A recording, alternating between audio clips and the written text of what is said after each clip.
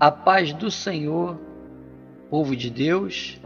Mais uma vez estamos aqui para estudar a lição de número 2 do quarto trimestre, que tem como tema do trimestre o apóstolo Paulo, lições da vida e ministério do apóstolo dos gentios para a igreja de Cristo. E a lição de hoje fala sobre Saulo de Tarso, o perseguidor. Como objetivo geral, nós temos que conscientizar a respeito do problema da perseguição aos cristãos no mundo. E como objetivos específicos, elencar as características persecutórias de Saulo, expor a respeito da perseguição contra a igreja em Atos e esclarecer a respeito de um sistema contra a igreja. Que o Senhor possa abençoar nosso dia, que a nossa lição possa ser uma bênção prática nas nossas vidas. Que Deus abençoe a todos. Vamos ler agora o texto áureo, que encontra-se em Atos 9, versículo 1.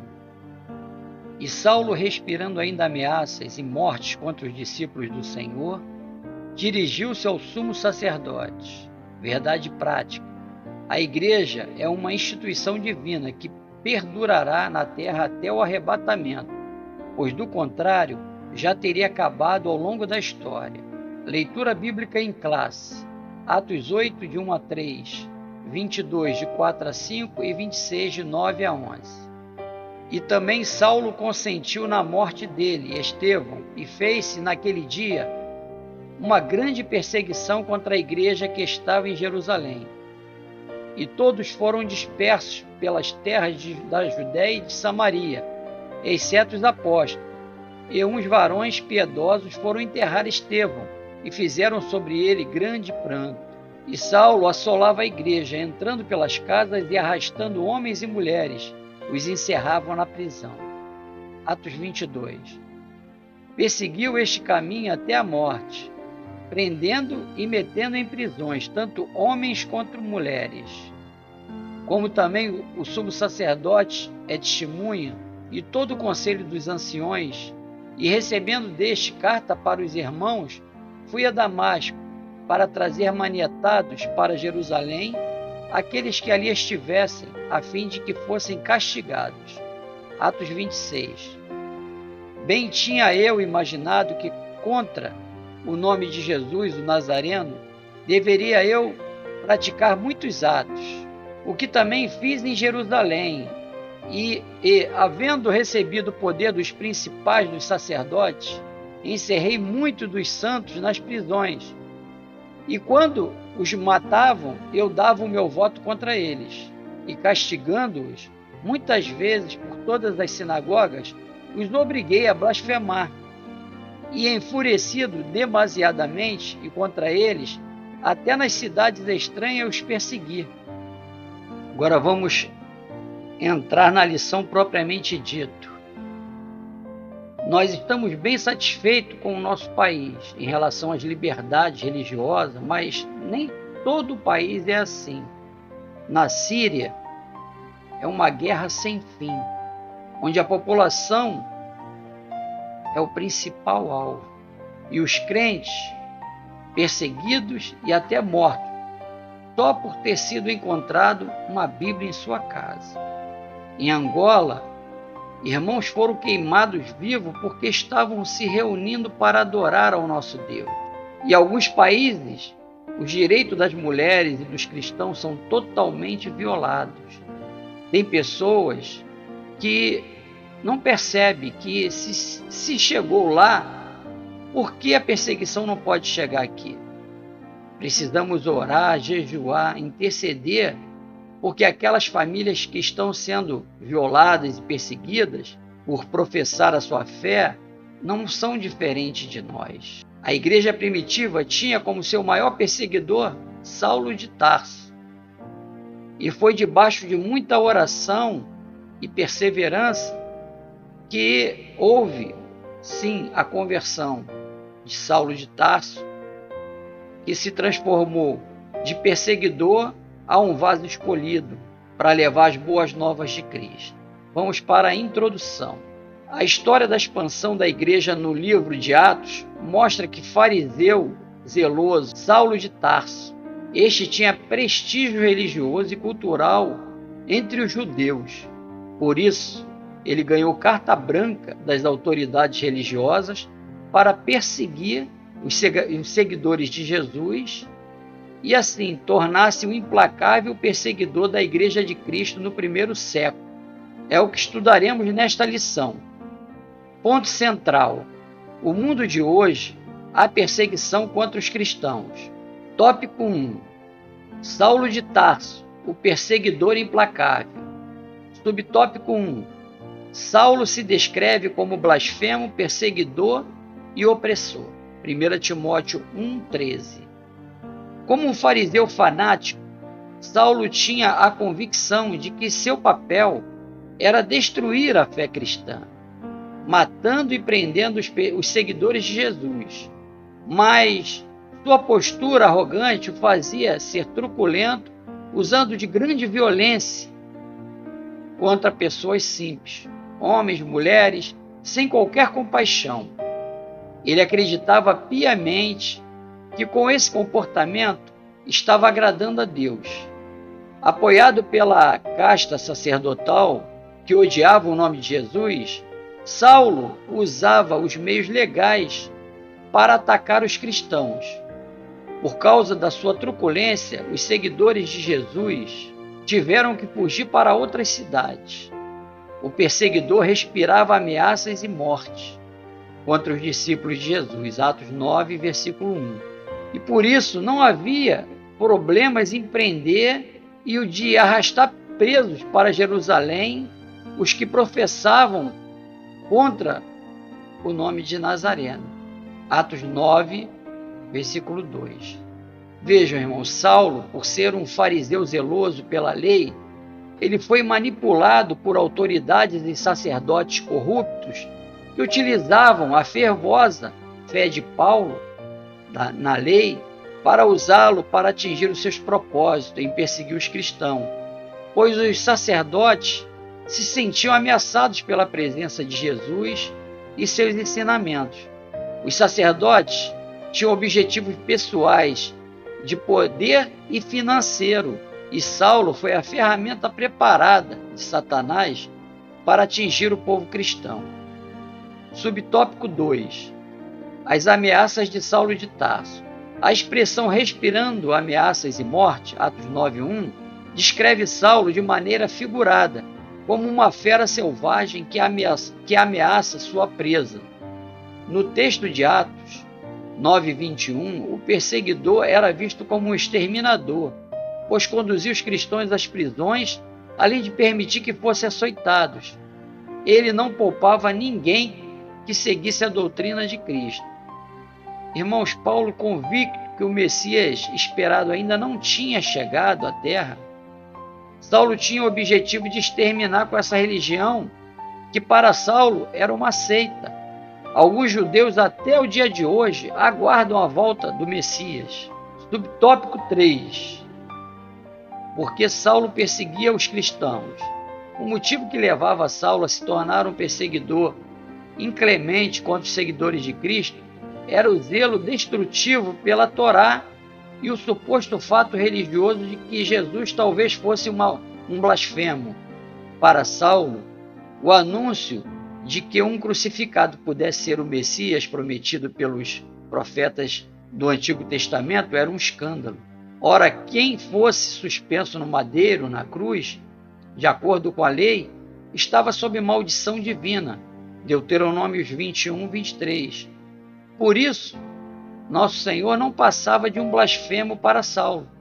Mais tarde, por ocasião da sua conversão, ele descobre que Cristo assumiu a maldição da lei e por isso nos livrou dessa maldição.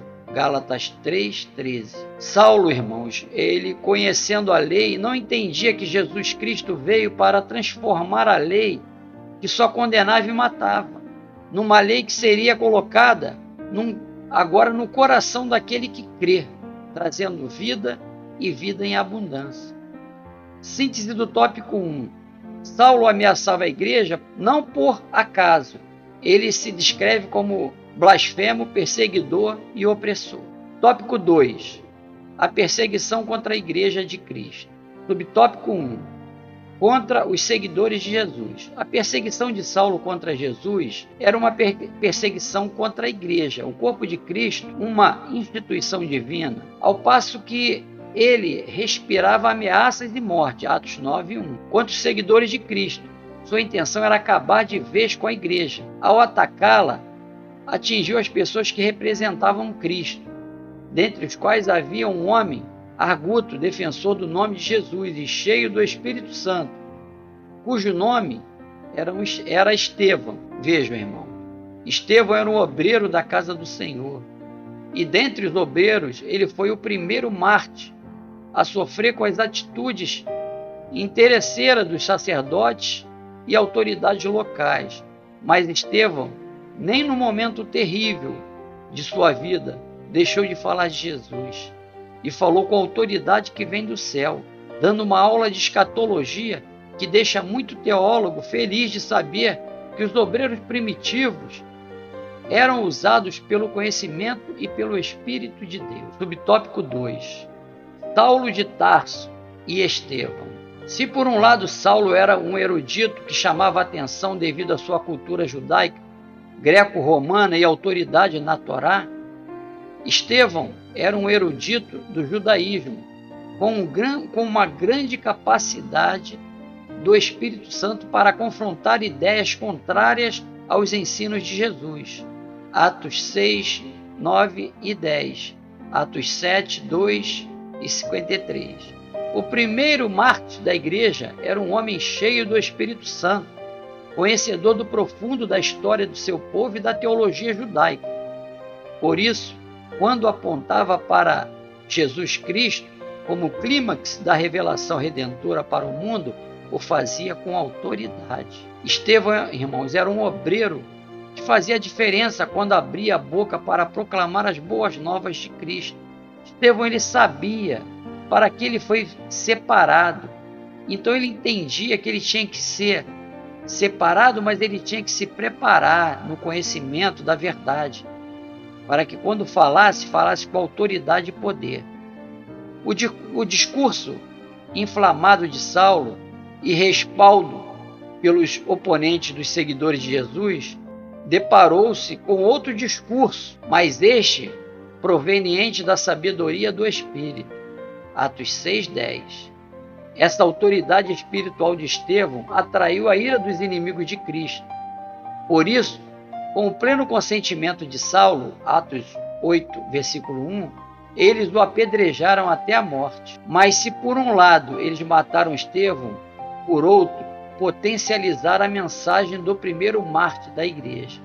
Algumas autoridades, irmãos, eles achavam que através do terror e da morte, eles intimidariam os outros cristãos e logo esta seita seria desmantelada. Porém, o efeito foi inverso. O número de seguidores do Nazareno aumentou consideravelmente. Subtópico 3. Uma intolerância religiosa e política contra a igreja atual.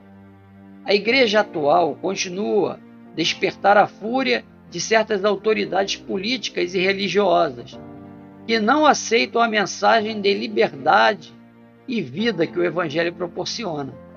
Nossos irmãos que servem a Deus em países políticos e religiosamente fechados para o Evangelho continuam a pagar com a própria vida a fidelidade à mensagem de Cristo. Oremos pela igreja perseguida. Síntese do tópico 2. A perseguição de Saulo contra Jesus era uma perseguição contra a igreja de Cristo. Subsídio apologético. Além da perseguição tradicional aos cristãos, há a perseguição mais sofisticada que se dá no campo cultural. Por exemplo, quando tentam reduzir a vivência da fé à vida privada dos cristãos, trata-se de uma perseguição cultural e ideológica. Ora, do ponto de vista filosófico, o ser humano é um ser religioso. Do ponto de vista antropológico, teológico, o ser humano é a imagem de Deus e, por isso, tem uma centelha divina dentro dele que impulsiona a busca por Deus. Embora, como afirma a nossa declaração de fé, essa imagem divina esteja distorcida e corrompida, a necessidade de buscar a Deus é própria do ser humano. Impedir essa iniciativa livre e pública é impedir a livre manifestação da condição de ser humano. Por isso que ao longo da história, a perseguição aos cristãos viola os direitos humanos. Ou seja, a partir do momento que autoridades intelectuais, jornalistas, artísticas exigem que os cristãos não tenham o direito de expressar os seus valores, princípios e doutrinas que perpassam a dinâmica da vida e fazê-lo em qualquer espaço da sociedade, assim uma violação aos direitos mais nobres do ser humano. Não é possível exigir dos cristãos que escondam a sua fé, isto é, que deixem de falar o que eles têm visto e ouvido. Tentaram fazer isso com os apóstolos Pedro e João, e disseram-lhes que absolutamente não falassem nem ensinassem no nome de Jesus. Atos 4:18. Mas suas respostas foram taxativas. Respondendo, porém, Pedro e João lhes disseram: julgai vós se é justo diante de Deus ouvir-vos antes a voz do que a de Deus, porque não podemos deixar de falar do que temos visto e ouvido. 4:19 e 20. Tópico 3. Quando um sistema se volta contra a igreja. Subtópico 1. Como era a perseguição contra os primeiros discípulos. Saulo de Tarso liderou uma perseguição contínua e violenta. Ele prendia os primeiros cristãos, mandava açoitá-los e não havia escrúpulo, mesmo com mulheres e crianças. Atos 9:21, 22 e 5. Sobremaneira, perseguia a igreja de Deus e a devastava. Gálatas 1:3. Saulo entendia que praticar essas barbáries era defender a fé judaica, livrando os judeus dos hereges, exatamente nos modelos de que Jesus havia alertado os discípulos. Expulsar-vos-ão das sinagogas. Vem mesmo a hora em que qualquer que vos matar cuidará fazer um serviço a Deus. João 16:2. Saulo perseguia e maltratava os cristãos, achando ele estar prestando um bom serviço a Deus. Subtópico 2. Perseguição, tortura e método. Parece exagero afirmar que Saulo de Tarso torturava os primeiros cristãos, mas é o que ele mesmo declara em seu testemunho pós-conversão. Além de castigá-los fisicamente, ele empregava a tortura psicológica para induzi-los a blasfemar. Atos 26, 10 e 11. Entretanto, apesar da violência empregada com açoites, prisões, tortura psicológica, apedrejamentos e morte, muitos dos discípulos fiéis a Cristo não negaram o nome de Jesus. Esta perseguição, irmãos, à igreja primitiva, já é uma sombra do que vai acontecer após o arrebatamento da igreja, quando o anticristo começará a reinar na terra. No início dos 3 anos e meio, a perseguição vai ser velada, para que todos coloquem a marca da besta. Mas nos 3 anos e meio restantes, a perseguição vai ser declarada e aberta. E muitos cristãos vão sofrer, muitos cristãos vão ser mortos por amor a esse Cristo que salva, liberta e que cura. Subtópico 3. Perseguição aos pentecostais. No início do movimento pentecostal no Brasil, nossos pioneiros sofreram toda a sorte de perseguição e violência. Muitos deles sofreram agressões físicas e psicológicas. Tudo isso porque pregavam uma doutrina que a religião oficial não aceitava. O que dizer de Daniel Berg e Gunnar Wingren, os primeiros pastores dos primórdios das Assembleias de Deus no Brasil? E tantos outros irmãos perseguidos nesses rincões brasileiros. Ao olhar para o passado, devemos enxergar o presente e conscientizar-se de que a obra pentecostal custou um alto preço.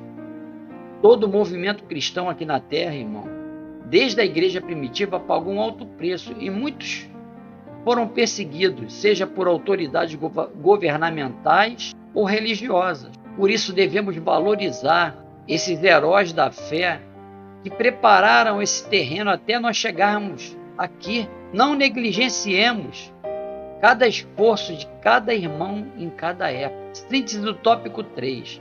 A perseguição contra os primeiros cristãos envolvia açoites, prisões e constrangimento. Subsídio missiológico. Há obras e sites especializados que se dedicam em retratar o fenômeno contemporâneo da perseguição aos cristãos. Muitos são os relatos das grandes dificuldades que nossos irmãos passam em países por causa da sua fé. Além do tema da perseguição aos cristãos nos países muçulmanos, há uma análise abundante a respeito da igreja nos países sob os poderes comunistas remanescentes. Esses países são China, Vietnã, Laos, Cuba, Coreia do Norte. Em épocas passadas, esses países cometeram crimes bárbaros contra todas as religiões, incluídas cristãs. Isso se dava porque esses regimes, sob óculos ideológicos, viam nas religiões, como o cristianismo, um obstáculo para o progresso do regime de poder. Por esse motivo, cristãos foram martirizados, igrejas foram devastadas, missionários forçados aos trabalhos. Os países desse regime, bem como os regimes religiosos, de religiões islâmicas e outras, injustiçaram muitos nossos irmãos.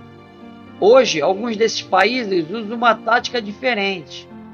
Há países que, devido a seu maior desenvolvimento com a economia global, não executam a matança em massa de cristãos, mas coloca a vida desses sob rígida vigilância. Entretanto, o que o regime considera ilegal trata os cristãos supostamente fora da lei com prisões e brutalidade. Há outros regimes que nem aparência de civilidade há. Por isso, oremos pela igreja perseguida. Conclusão: se a igreja fosse uma mera organização humana, já teria acabado, mas é uma instituição divina, edificada pelo próprio Cristo, e por isso a igreja subsiste ao longo dos séculos e continuará a subsistir até a vinda gloriosa de Jesus. Que possamos estar preparados para essa vinda gloriosa e que esses ensinamentos nos levem a nos dar coragem em saber que, por mais que possamos perecer, a vida eterna está nos guardada como herança, através de Cristo, naquele grande dia, quando Ele virá nos buscar e entregará a cada um aquilo que merece. Que Deus possa abençoar os nossos dias e que o Senhor possa te dar a paz do Senhor.